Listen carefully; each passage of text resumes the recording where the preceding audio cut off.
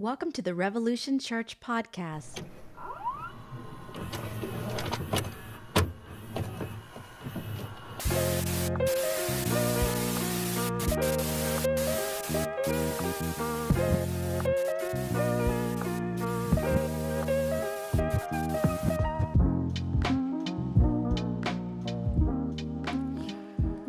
Welcome to my barren 1970s wall that hopefully we'll have pictures up soon, but we're getting there.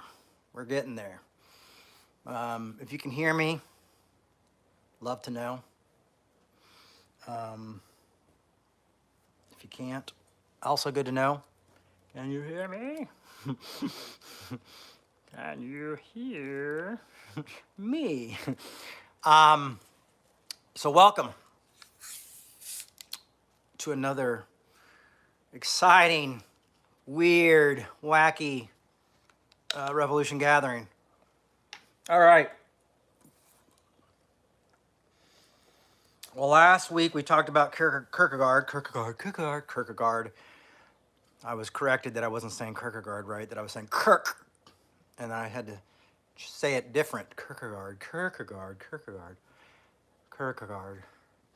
Maybe the K's are too harsh. I don't know. I want to say kindergarten, so let's just be glad I'm saying Kierkegaard. All right. Let's, one of the reasons, one of the things that really stuck out to me last week was the idea of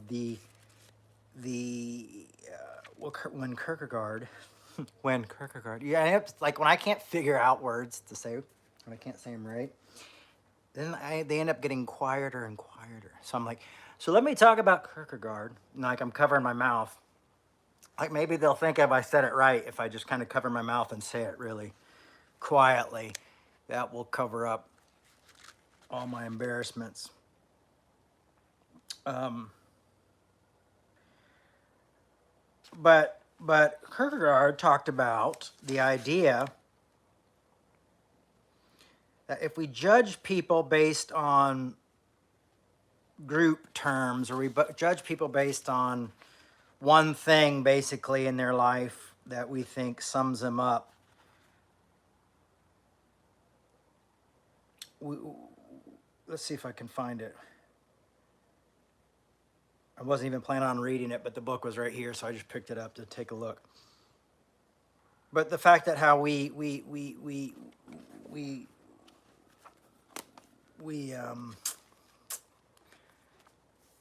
only judge people like by a fraction of what we see.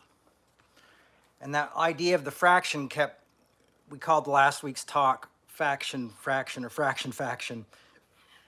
Josh always comes up with the names. And Josh does all the write-ups, and he always does a better job at the write-ups than I do at the talk. So I'm always impressed by his write-ups. But one of the things I was thinking about was this idea of this fraction of how we judge people by a fraction, and it just kept like rolling through my head last night, like fraction. I had the kids here last night, and other examples of this. So you know what? We're just going to kick right into the talk. No monologue today. What do you know?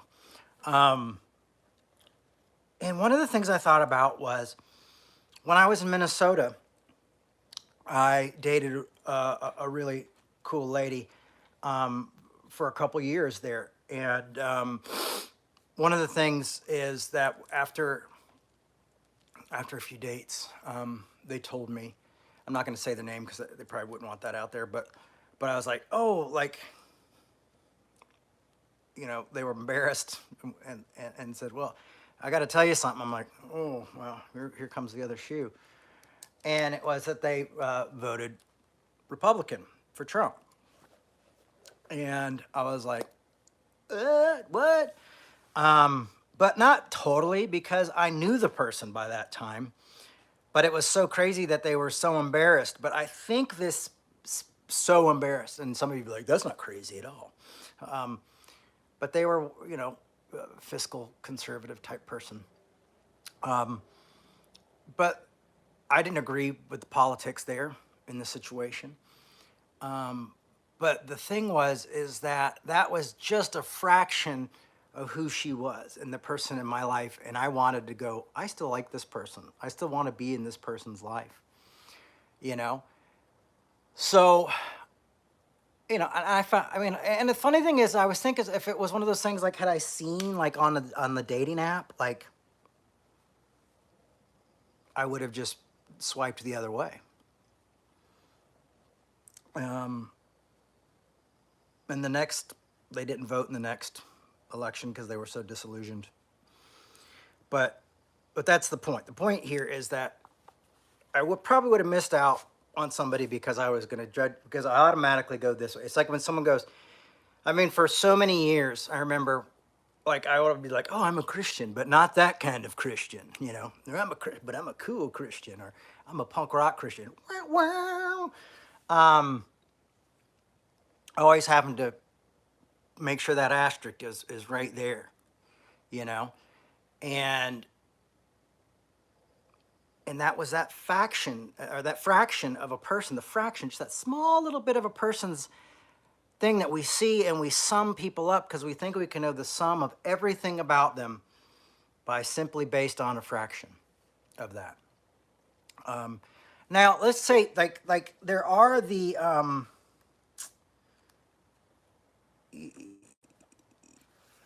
I mean, but of course you got people like my dad, you know, um, who who who completely, is exactly what people think. That's how we end up fracturing people, because you got people, because there are people who are like the, the what it happens, why we assume things, because our assumptions aren't always wrong. And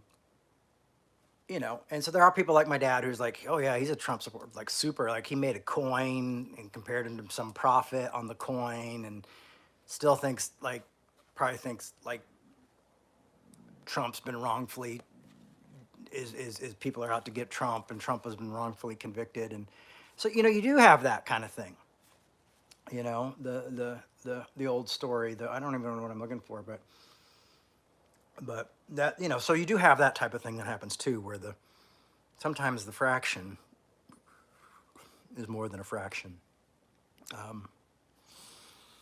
And we have that. But the reason I really wanted to say this stuff is because I think what we're trying to do is important. I mean, I have been doing revolution. Revolution has been around 29 years. I've been doing it 28 years. I came like a few months later after they started, after they did a big event, and then we started officially all together. But they had already done an event and done things, and I met with them, and we started getting into planning with my friend Mike and Heather and Kelly, and we all started getting together and planning what we were going to do. So 28 years of this, and there's been a lot of different judgments along the way. It's been a lot of changing, seeing how, like, I mean, I can remember 15 years ago, maybe 15 years ago, or 14 years ago, sitting with my analyst when we were talking about gay rights and gay marriage and when was it going to pass. And when is it going to pass? When is gay marriage ever going to happen? And he was one of the biggest, my analyst was a really big into gay. He was a gay man, and he was really big into psychology and psychiatry and psychoanalysis for the LGBTQ community. I met him through a group I had worked with, and we both were like 10 years. And then he's like, but I don't know. He's like, I think everybody has to die off. And then it was just like a couple years that it happened. So things happen, things change, things progress, sometimes faster than we think. Now I'm like, I walked by 5 stores today with flags, boom, out front, boom, boom, boom, my kids' school is a public school, and they have a gay flag hanging out in front of a public school, So things change, sometimes faster than we expect. And so I think that's why sometimes making judgment calls or guesses or things like that aren't always the best. Sometimes we have to wait and see what happens. And I think even when we judge people as a whole, often, we're still just that fraction of who are the people there? Who are people related to? Why does this pass? What do people do when they're in a closed, room voting by them? You're not in public. What happens there? Anyway, it made me, the Kierkegaard's talk on the individual made me think of judging and how we judge. And it made me think about Luke 6, which I have right here. I keep using different Bibles because I lost my main Bible. It's in a box somewhere, so I have to find it. That and the ketchup. We lost the ketchup. And my kids want to have hot dogs, but not without ketchup. But I know I packed it. Brand new ketchup. It wasn't an old ketchup, so it's not rotting. So Jesus in Luke 6:37 says, "Do not judge, and you will not be judged. Do not condemn, and you will not be condemned. Forgive, and you will be forgiven." Now, if you've watched me for a few years, which I know, like I see Bob is on here today and stuff, has heard me use this a million times. I'm not a one-trick pony, but I'm about a 10-trick pony. Forgive you and you will be forgiven. Give and it will be given to you. Good measure, pressed down, shaken together, running over, it will be put into your lap. For the measure you give, you will measure, you get back. Now, the way I grew up, that was always about donating money. And actually, I'm going to do a tiny little fundraiser at the end of this, so get excited. Because I hate that stuff, but I think you all know why. But I'm not going to promise that your barns will run over if you support us. But they might, who knows? If they do, then we can say, see, look what happened. But do not judge and you will not be judged. Now, I love this thing, and I love how it's like, how you give, you'll be received. Like this idea of like judgment brings back judgment. So like if you're known as like somebody like, you have friends who are like conservatives, and they're a compassionate conservative, and then someone will be like, that's an oxymoron. Which I don't like that because once again, it's fractioning somebody. And honestly, a lot of people who saved my life in my teens and 20s were conservative people. So they saw things. Some of the people who are listening right now are conservative people. We have a diverse group of thinking people who think differently, and that's what we want here because we want to grow. We don't want just to look diverse and then all of us be like, well, some of us are tattooed and some of us are straight and some of us are gay, but we all hate this guy. It's like that's not what we're about. But we're all on the same page, because that's just visual diversity.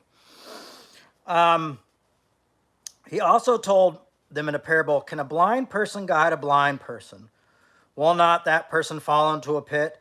And disciples is not above the teacher, but everyone who is fully qualified will be like the teacher. So the blind should not lead the blind. But listen to this, 41. Why do you see the speck in your neighbor's eye, but do not notice the log in your own? Now, if you grew up in the church, if you're familiar with the church, you've probably heard this story. I remember there used to be a band called Plank Eye in the 90s. It was a Christian band. They called Plank Eye, and this was reference to this parable here. Why do you see the speck in your neighbor's eye, but do not notice the log in your own eye? How can you say to your neighbor, friend, let me take out that speck in your eye, when you yourself do not see the log in your own eye? You hypocrites, first take out the log in your own eye, then you will see clearly to take out the speck in your neighbor's eye. And I want to say that there was a long time in my life where I had a huge, log in my own eye, and I was, spec inspector, and what I've realized though, is I was going, oh man, this makes so much sense now, because if we look at what Kierkegaard was saying, is he's saying like when you judge people based on like, oh, their race or the political beliefs or their, their clothes or their, you make you make this judgment based on a fraction of them. And what is the speck in these people's eye is the fraction. It is the fraction that we're going, let me get that fraction, let me get that out of your eye, you bad person. And we've got this whole like, faction. Back to the faction thing again. We're going to continue to play off this. We've got this whole faction in our eye, and they only have a fraction in their eye. Why not worry about the faction in your own eye before you help your neighbor get your fraction? So this is this idea of this continuous judgment, is that sometimes we don't see it. One of the things, growing up learning is like, I was bleeding heart liberal.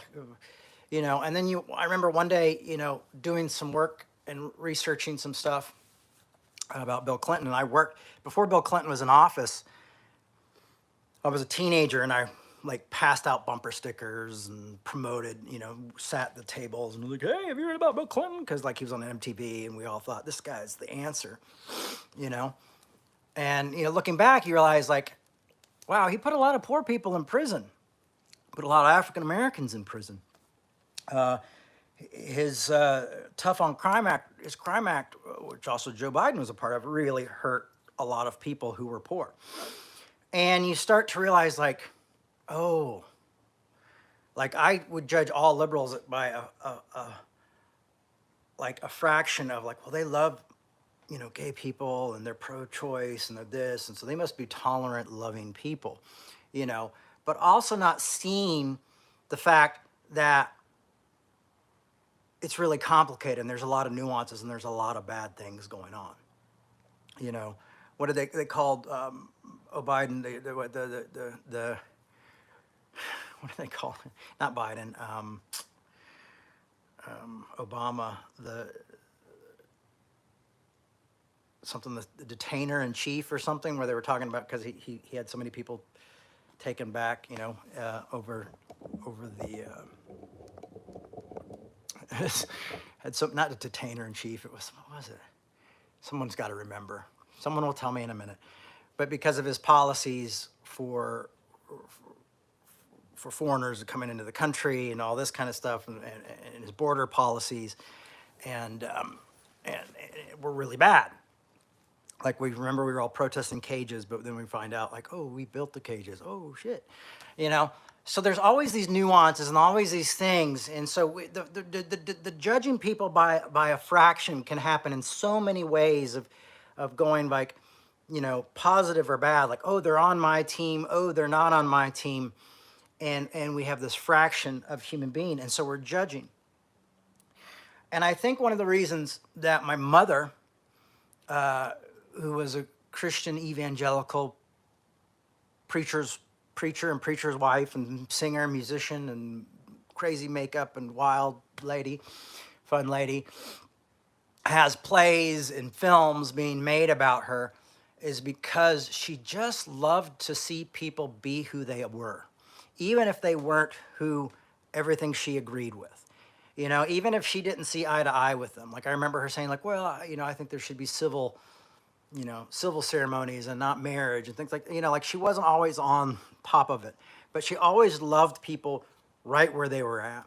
And she loved to love people where they were at, no matter how much. I mean, one of my best buddies in Atlanta was a Satanist, and she never gave him a hard time, or she just loved people. She loved people, and she knew that there was always more than the big thing, There was always more than like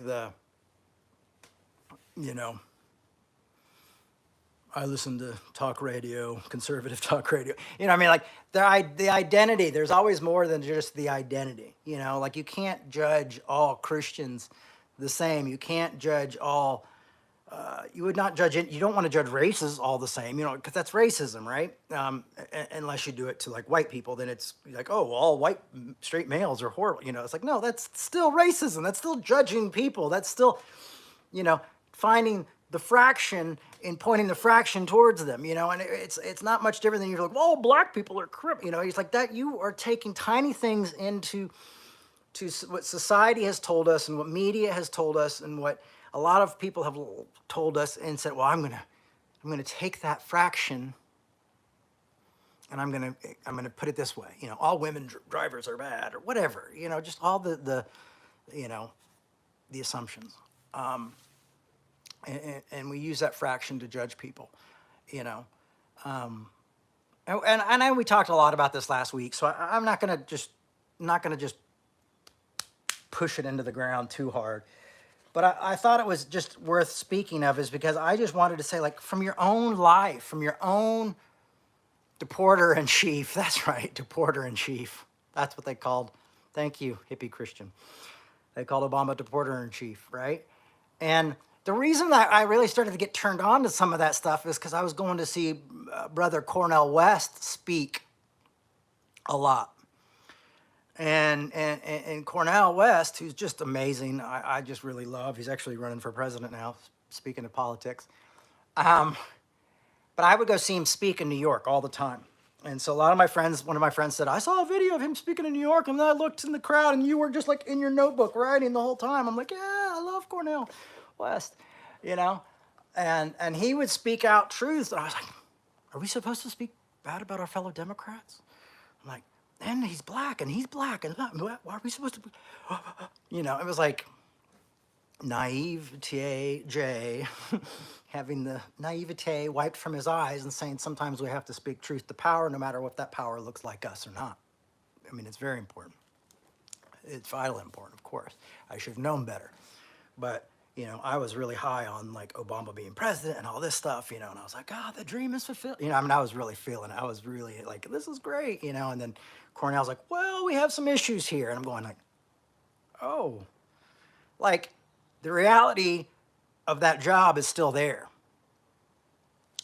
Putting hope in someone who holds that job is probably not the best person to put hope into, We can hope and be prisoners of hope, but, when you see the whole story, it's hard to, that's a job that I would not want. And so then when you think about this, we've got, why, don't judge the speck in the person's eye when you have a log in you. So don't judge the fraction in the other person's eye when you have a whole faction in your eye, because only you can know what the log is or the faction is. Only you can know who you really are. Only you know your complete story, and what you've been through and what you've experienced. And I will say experiences mean a lot. One of the hardest things that really caused me to kick against legalism in the church early on is that I felt like people would always be like, well, it doesn't matter if that was your experience. It's not, it's not bounded between my two pieces of leather. It's not here in the Bible. And so it doesn't matter if you experienced it or not. It's not the truth. This is the only truth. I'm going like, I don't think I can agree with that. This is more fractions, another fraction, of the truth. And, or the speck and others, these are moments we see. But only you really know, the only you that you really know is you. And so that's why he said, look at the log in your own eye. Look at your own life, And that, boom, man, that blows you away because only you know you. And you also know you're very complicated and full of nuances and have different ideas and have different thoughts on complicated issues. And some things we're afraid to say outside because we don't want to be blasted by anybody. But we have these ideas and these thoughts that go inside us. So wow, right? Like boom. And we can work together.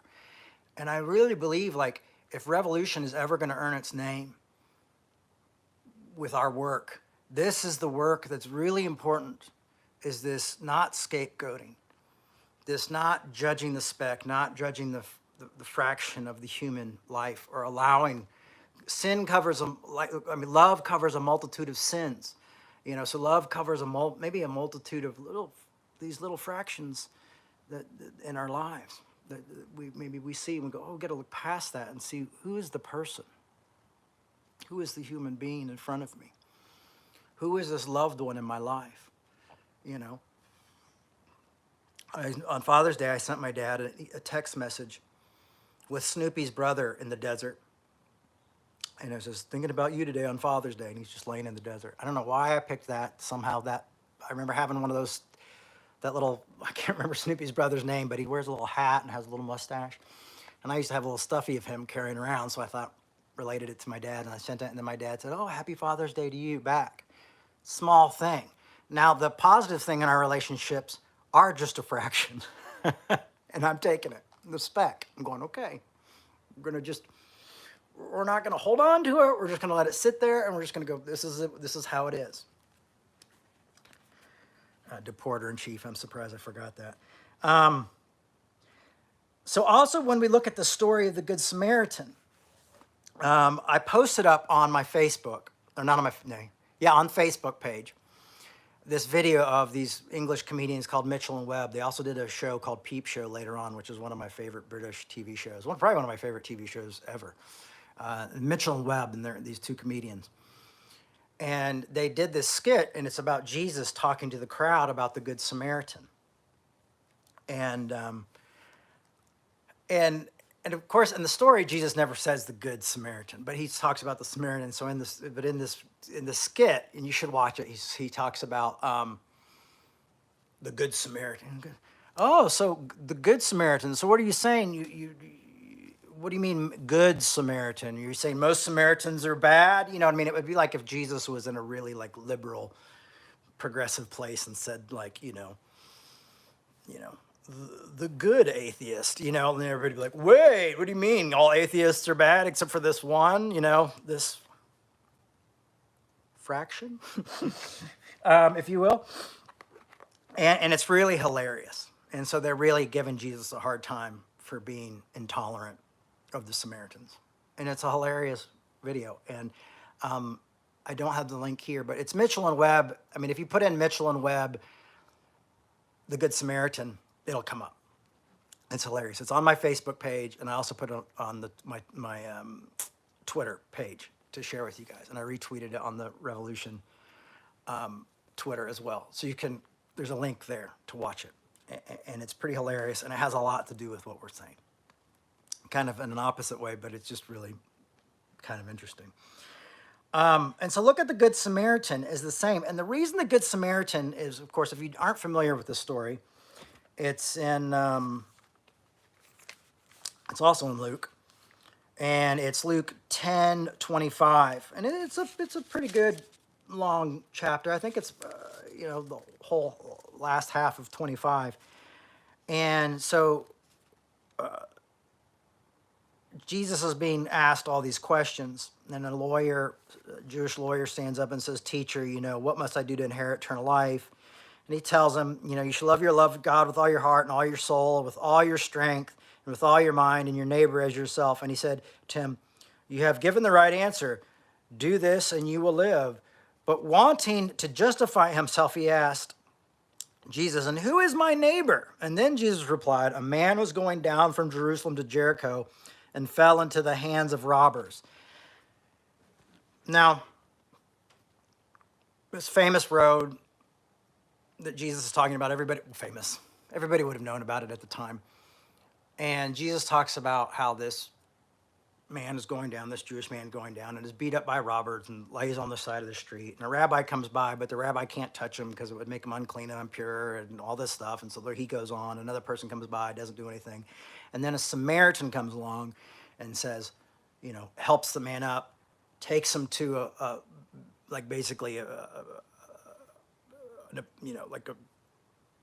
place to stay, like a hotel or something, and puts him in and says, help take care of this man, take care of whatever he needs, whatever debt he runs up, let me know, I'll take care of it. When I come back this way, just make sure he's okay.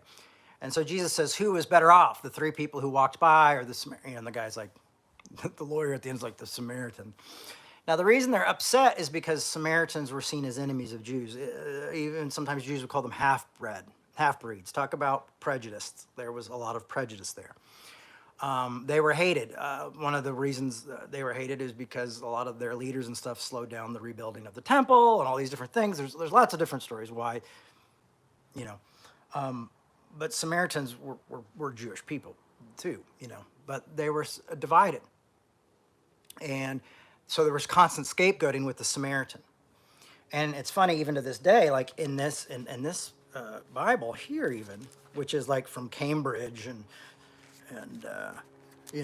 the parable of the good Samaritan, because those Samaritans. I mean, can you believe there was a good one? And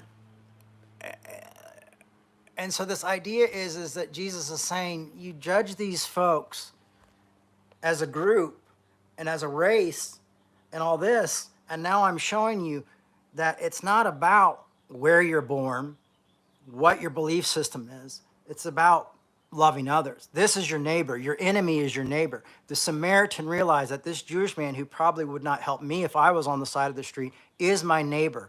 And for the world to move forward, I must restore this man. I must help this man. I must help my brother who is suffering here.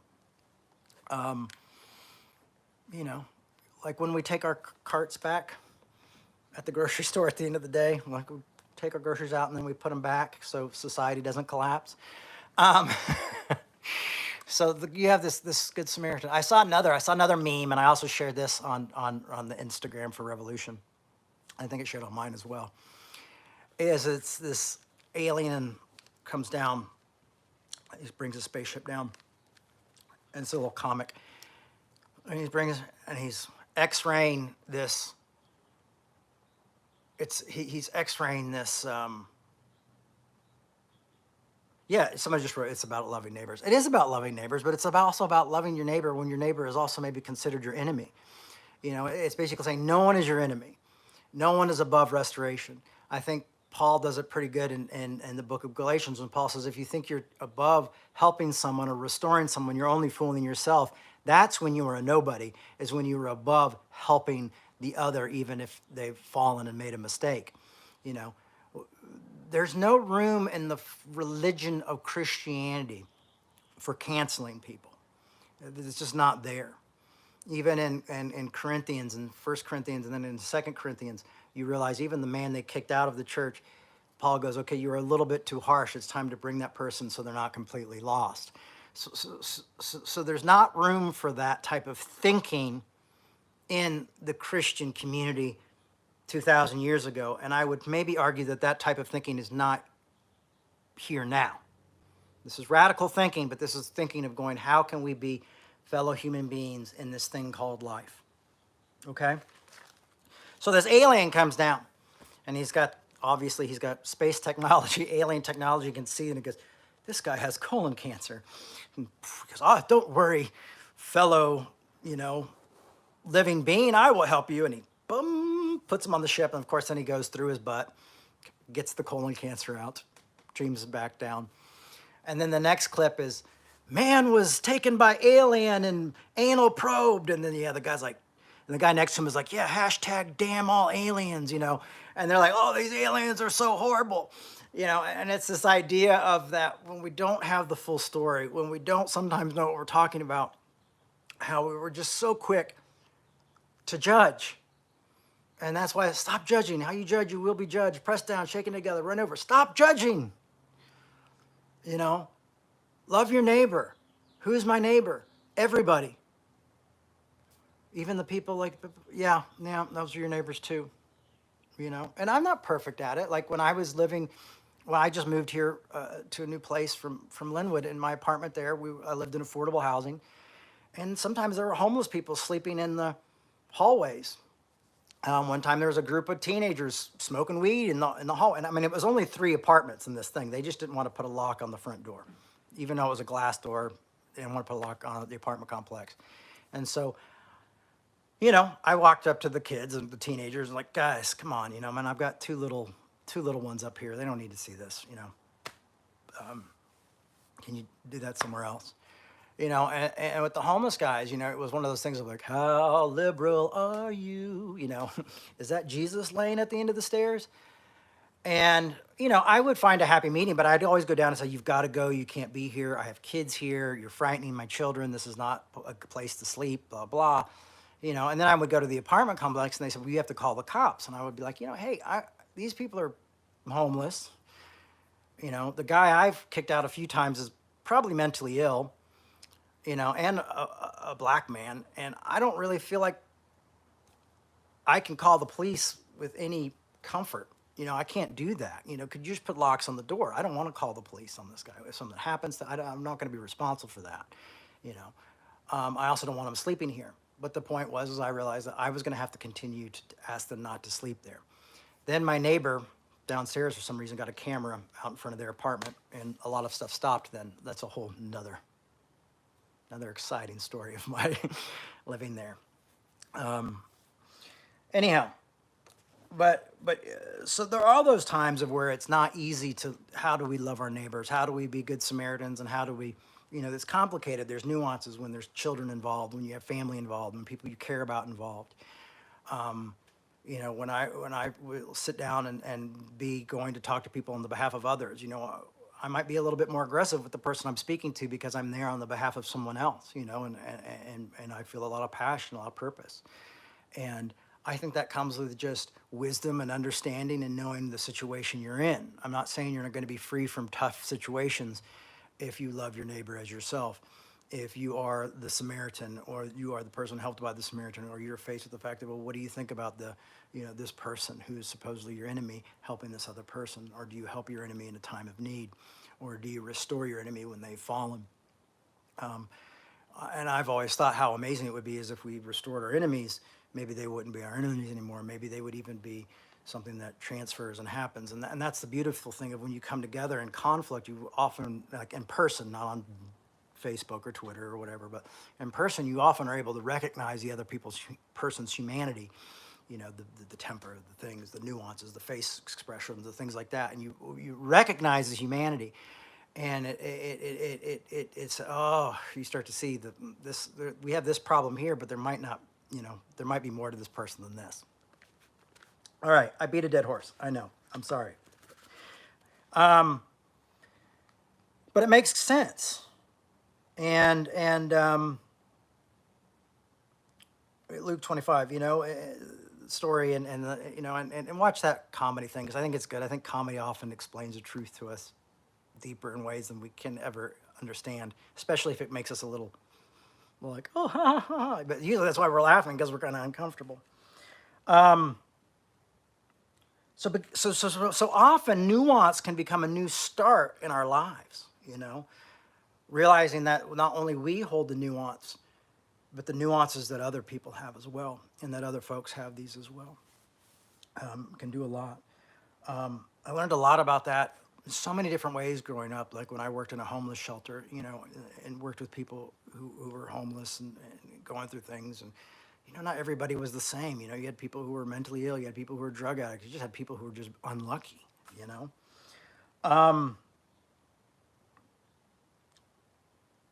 So what else is here, It's funny, I really love punk rock and punk music and kind of the punk ethics, and a lot of what I believe and think about and talk about here comes from some of those ethics as well. I know you thought it was 100% Bible, but sometimes it's, a little, it's a little bit of the Clash, a little bit of the Sex Pistols. But like the idea of, you see people go like, ACAB, all cops are bastards, and I've talked about this before too, but like I was raised by security guards until I was 11. Like I had bodyguards who helped raise me, and a lot of them were either becoming police officers or ex-police officers. And then once again, that's a fraction. You're judging them on a fraction of their job, on what they do, and you think, well, they're all this way, all of them are bad, and that's just not. That's not. It's like this untruth. It's like when I watched. I've always been interested in John Lydon and all these different punk people and Joe Strummer, and so I read books and autobiographies about them. I also read autobiographies and books about by Martin Luther King and about Martin Luther King and things like that. But I know a lot about these people, and I remember when John Lydon wore this Make America Great shirt again, everybody jumped on the bandwagon. And you guys have heard me talk about this a lot. I know that Zoe is over me talking about this because I've used it as an example 8 million times. I need to polish up on new examples. But like I went to this punk rock flea market and there was like a shirt that said F, you know, John Rotten, you know. And it was all because he wore that shirt. You know, they don't know about him dealing with his wife with dementia who just recently passed away, or him raising his grandkids who are mixed race. You know, they don't talk about all that stuff. They don't know about all that stuff, but I knew it because I'm a nerd, you know, and I'm like, oh, I like everything, and I read all about it, and I know this stuff, and, you know, and why he did a commercial for butter, you know, and like, well, actually, he wanted to, you know, be able to pay for his own album rather than having to depend on a record company. But the idea is like these little fractions that we use just don't always work, don't line up, don't make sense. And they fill us with hate. And we're like, this, I'm looking for an asterisk of why can I hate this person? Why can I think this person is a bastard? Well, here's a reason why, you know. I, on the other hand, and this is probably my mother in me, I'm always looking for the fraction of why can I like this person and love this person and not discount this person, you know. How can I learn to connect with this? And that's grace. The grace changes when the fraction of the judgment changes and you're looking for different types of fractions or different types of specks in people's eyes. You know, you're looking for common ground. You're not going to scapegoat. You're looking to, can we argue well, and can we find this point that we know we can kind of find common ground on so we can sit down and argue about other things, you know?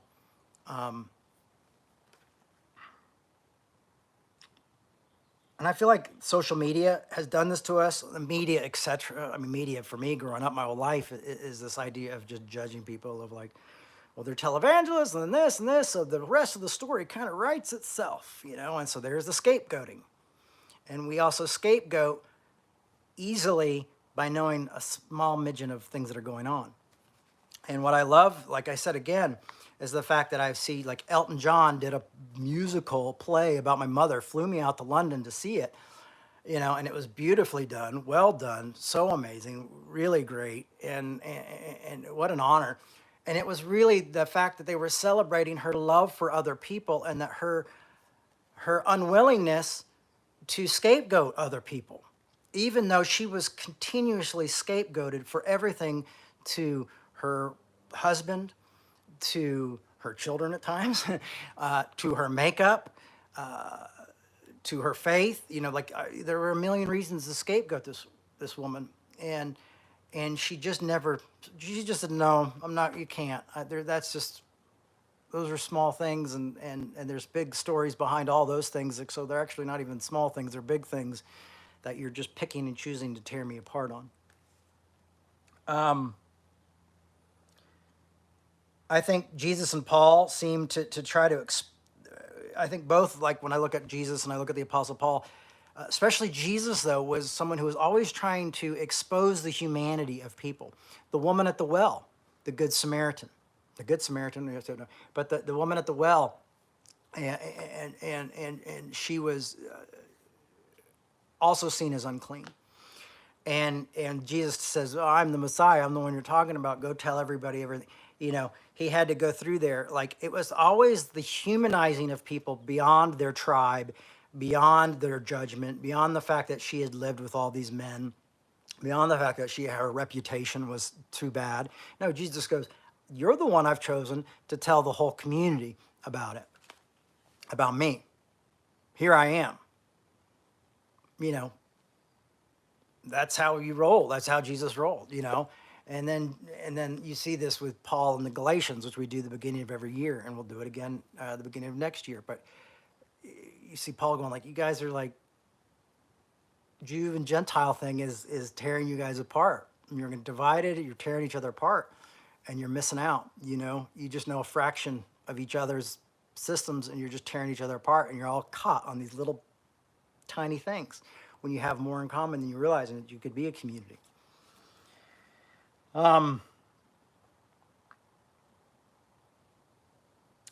So they were showing us their humanity, showing that our humanity, in our humanity there is more than Jew or Gentile. gay or straight, black or white, you know, all these things, just these aren't reasons you could, you know, Republican, Democrat, Green Party, you know, these are just are not, these are all small things that we've got to get down to the humanity of others. Even when we don't agree with people, gasp, we can still find their humanity. And my mom always showed me that. Even with people who said horrible things, she showed me love and compassion. And she showed love and compassion to them. And in the same way, I don't even think she was aware that her like little angry 11, 12, 13, 14, 15, 16-year-old kid was like standing next to her going like, because I was ready to hit the person or I was ready to tell them to go do something else, you know, and stick it where the sun don't shine. And my mom's going like, well, at least meet me, at least give me a hug. Hey, why don't we have dinner together? I mean, my mom took a group of kids making fun of her to dinner and bought them all food and sat down and had a conversation with them.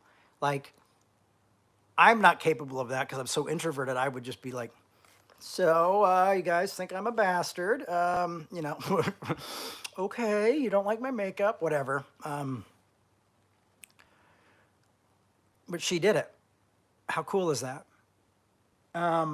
So yeah, that's, I don't know why I felt the need to talk about that, but I don't know why I need it, because that's kind of what the message of the spirit of revolution right now, the revolution gathering, is that we don't allow groupthink to keep us divided.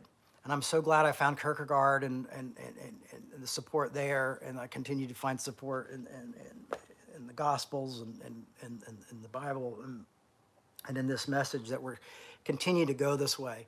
But it's really, this is the hard work, folks. This is the heavy lifting, you know. This is when we get to the point where we go like,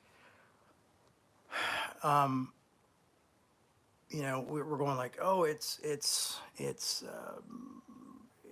heterosexism and racism and you know, that are the problem. And then you realize that capitalism might even be a bigger problem. Like capitalism might be the thing making a lot of those things tick off on boxes is capitalism. And you can see that with these companies trying to decide if they're going to be affirming or non-affirming, if they're going to be, you know, whatever. And most of them are, you know, but some of them like Bud Light, you know, no, now everybody's like, oh, and that Target's like, well, maybe we're going to pull some of this. Maybe that's a little too much, you know, because they're corporations and it's about capitalism and it's about how much money they can get for their stockholders. And really, ultimately, that's what their stockholders care about. They don't care about us all singing Kumbaya together or us fighting. They care about what either of those things happen as long as the bottom line is that they're rich and that they have more money and they can go, you know, undersea or fly to space or do things like that. Now, that might be being a judgmental bastard as well, you see? But for me, capitalism is a huge, capitalism, and especially late stage capitalism, is hurting all of us horrifically bad. And, you know, I honestly, like, I live in fear every day of losing my house, of losing my apartment and being homeless and things like that. Not every day, but a lot of the times that's a big worry in my mind is financially, can I make it? And I've been doing this for, like I said, for 28 years. And the idea of like, well, what do I, you know, what else can I do? You know, maybe I could work at, I have dyslexia, so like being a waiter is really bad and confuses people, and so that doesn't work out. I've worked at the Gap, I've worked at record stores, you know, I've worked these smaller jobs that don't pay a lot. I've worked in skateboard stores and things like that, you know.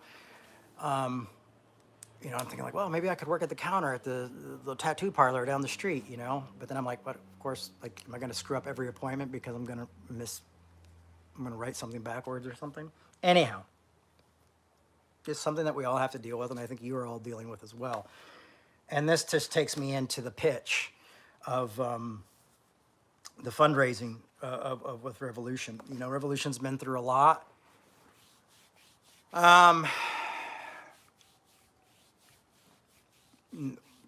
Next year will be Revolution's 30th anniversary of doing this work. And I often hope that consistency, while still being willing to evolve and grow and move and having consistency over time,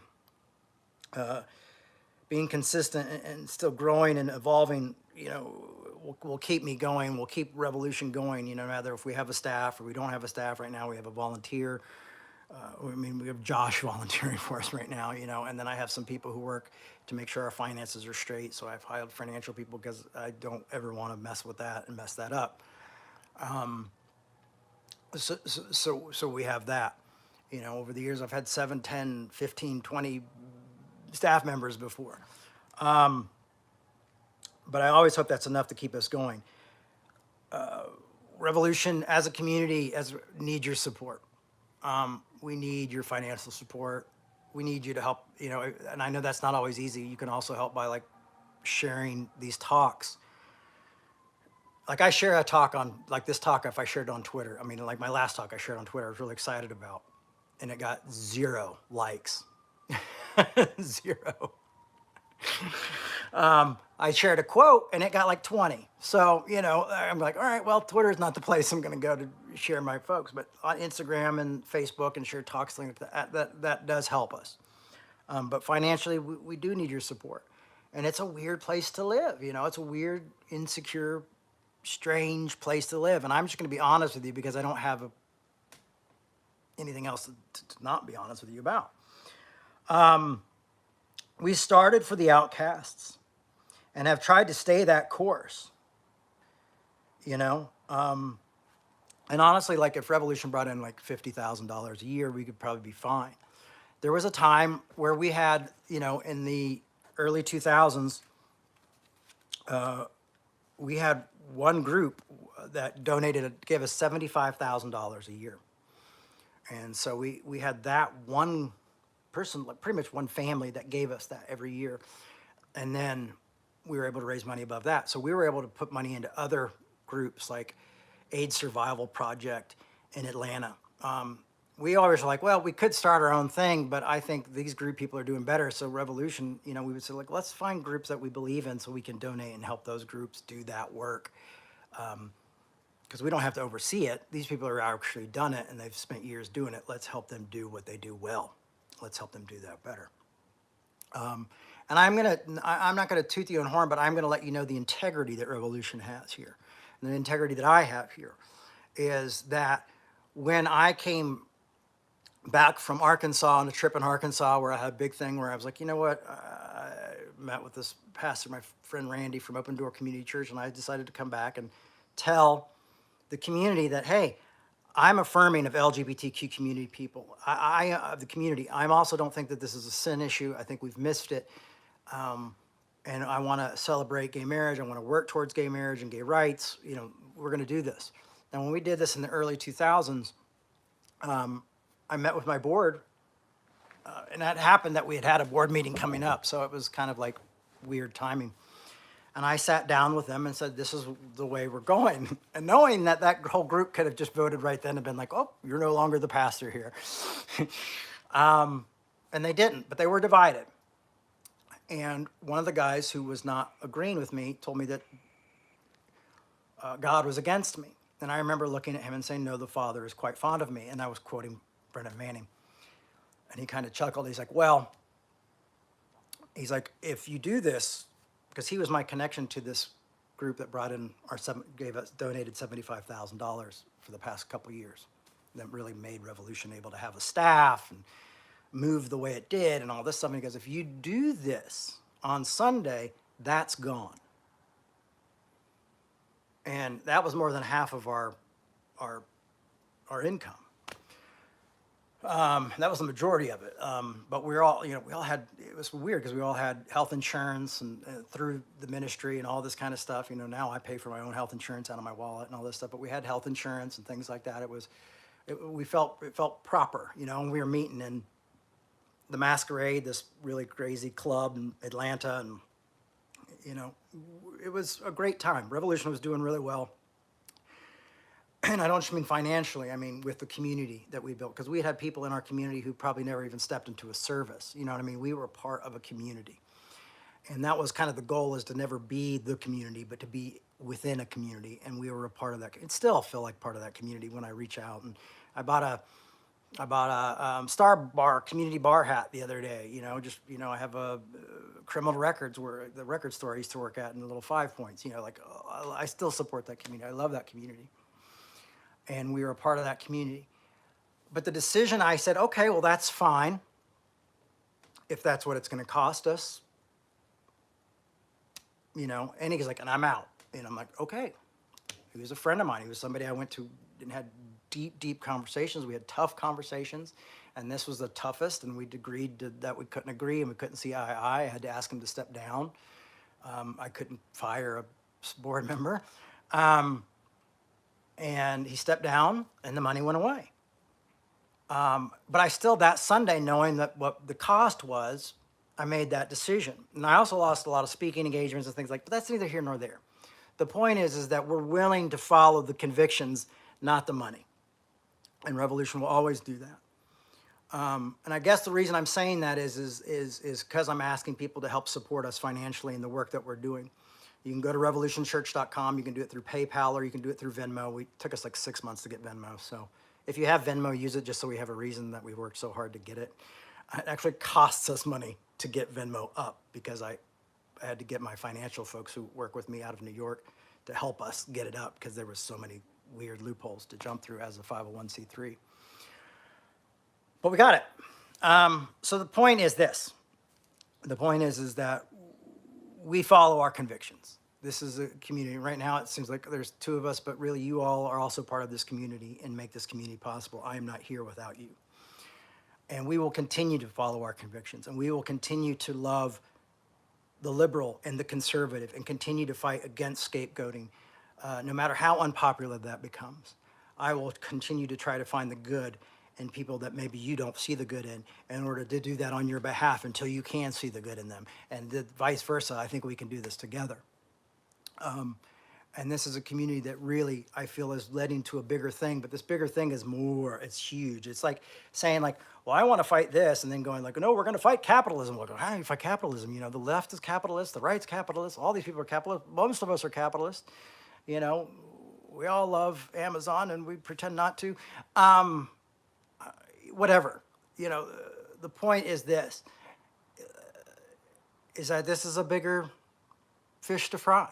This will probably be the message that, it's always a message of grace. All of this is always based off of grace and love and compassion and never giving up and never losing faith, always being hopeful, enduring through every circumstance. That is the hope of what Revolution is trying to bring through our work. And we will continue to do that work. So I guess if to sound like in a more of a financially churchy way is it's good ground to plant a seed in. It's good ground to believe. We're a good group to stand with, and we'll continue to do that. I was recently asked by someone here in Seattle if we would ever think about meeting in person, and I said, well, now that I'm actually literally in Seattle, which is wild, I'm not against that. I'm open to that. I'm open to hearing about that. If there's a community that we can be a part of, I would love to be part of another community again and bring Revolution into a community that we can be a part of, because we don't come in to be a community. We come in to be in a community. I always kind of like call it the Mayberry concept, how in that show Mayberry, you had the drunk on the corner, you had the hair cutter, you had the barber shop, you had the clothes shop, all the different stores and the sheriff's office and the church, and everybody was a part of this community, Mayberry. And so me, that's more my goal, is how can we continue to be part of a community like that if we're going to be in person. So anyhow, that's my pitch. We're and if you're a weird company that doesn't like what we do and you want to donate money, we'd be glad to take it, but we're not going to change our motivation. We're not going to change our we're not one of those, we're not like politicians who are like, I believe in Medicare for all, until the Medicaid groups come down, and then the big pharma comes down and is like, well, we'll give you $1 billion. And like, well, I think everybody should have their own choice of what insurance they decide. That's not what we're going to do. And if you ever see me doing it, feel free to call me out on that, as you should. So there you go. That's the Revolution pitch there. I felt it was important to give it to you guys because I hate raising money, but it's a must. And I feel like I do better work for you guys and can do better work for Revolution if I'm not sitting here going like, have I bitten off more than I can chew so I can be closer to my kids and still do the work that I love? But that's just a little fraction of the picture there. So that's what I hand to you, and with lots of grace and lots of reverence and all that good stuff. I mean, we could start some of those fundraiser websites and things like that. A few of my friends have been successful at that, but that's not where I think that's where we want to go yet. I don't want to be making special talks for the double diamond givers. But if that's where we need to go, that's all. I'm open to ideas and thoughts.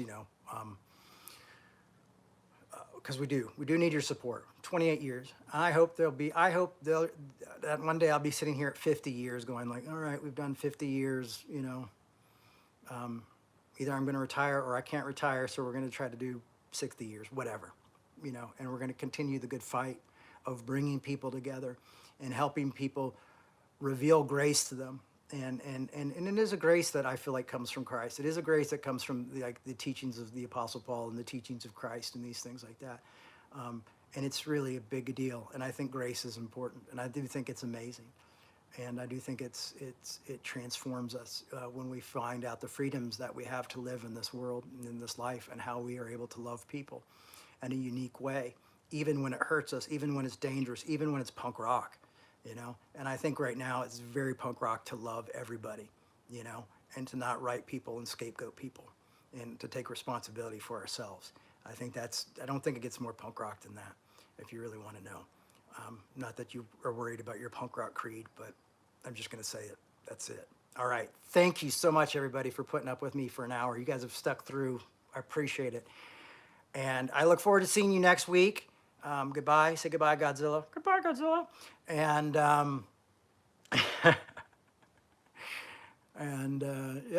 safe house, and yeah. And my boombox. I put on speaking tapes. I listened to a whole thing on Freud, like a Freud talk on here the other day. And man, that guy's wild, but he really helps you clean. All right, guys, that's enough. I'm going to stop because I'm just nervous because I just tried to raise money. I'm just going to say thank you. Thank you for the consideration, and thank you for talking to your millionaire friends. All right, bless you guys.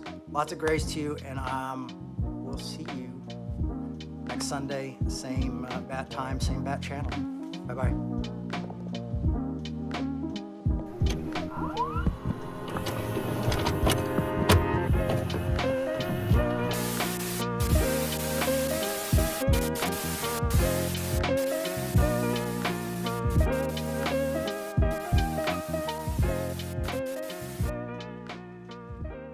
Thanks for listening. We hope you enjoyed this podcast.